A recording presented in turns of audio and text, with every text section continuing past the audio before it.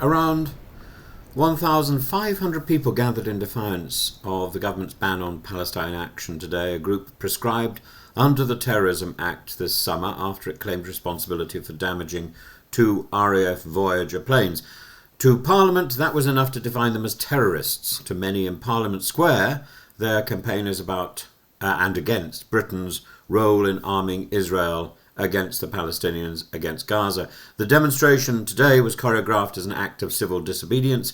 At the stroke of 1 o'clock, protesters, many pensioners, some clergy, even the veteran environmentalist Sir Jonathan Porritt, raised placards reading, "I oppose genocide, I support Palestine action," and the police had warned that this phrase alone constituted a criminal offence. True to their word, they began making arrests within minutes. The images are striking. Elderly men and women going floppy to resist being carried, police struggling to drag protesters between the statues of Gandhi and Millicent Fawcett, icons of non-violent struggle. Cries of "shame on you" accompanied each arrest. By late afternoon, around 300 people had been detained.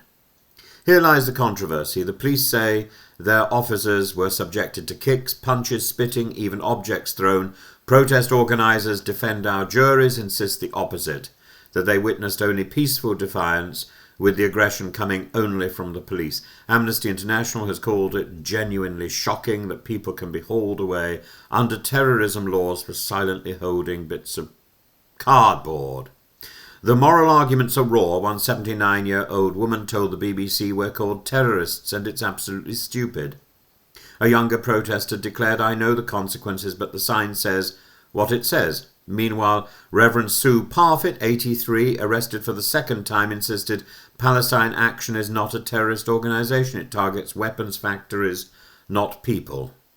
The government case rests on the law. Parliament voted overwhelmingly in July to prescribe Palestine Action. Supporting a banned group can bring 14 years in prison. The Home Office is fighting to uphold the designation in court, while the group's co-founder, Huda Amori, presses ahead with a judicial review. But the politics are trickier. The ban was driven through by Yvette Cooper, who was then Home Secretary. She is now at the Foreign Office. Her successor inherits a law that is in practice almost impossible to enforce without arresting hundreds of grandmothers, vicars and healthcare workers, and the spectacle risks turning what ministers hoped would be a decisive stand against extremism into a PR disaster, the sight of Britain's elderly being bundled into vans for carrying placards. The symbolism could not be sharper. The square outside Parliament, once a stage for suffragettes, anti-apartheid campaigners and stop the war marches, is now the scene of mass arrests under terrorism law. Protesters played the Star Wars Imperial March as police advanced, a mocking soundtrack to what they see as authoritarian overreach.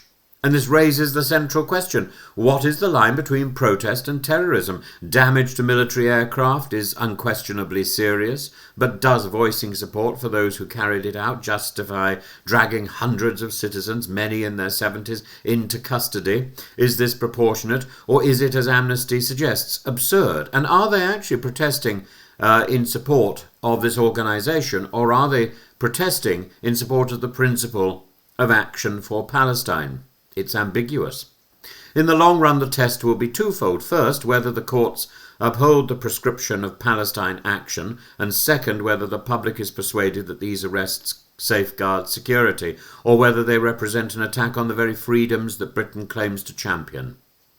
Because if we criminalise peaceful protest with the same laws designed to tackle Al-Qaeda and ISIS, we risk blurring the distinction between dissent and violence. We cheapen the idea that terrorism needs to be opposed. We risk treating our own citizens as enemies, and that may prove not just disproportionate, but politically unsustainable, because we then start acting like a country like Russia.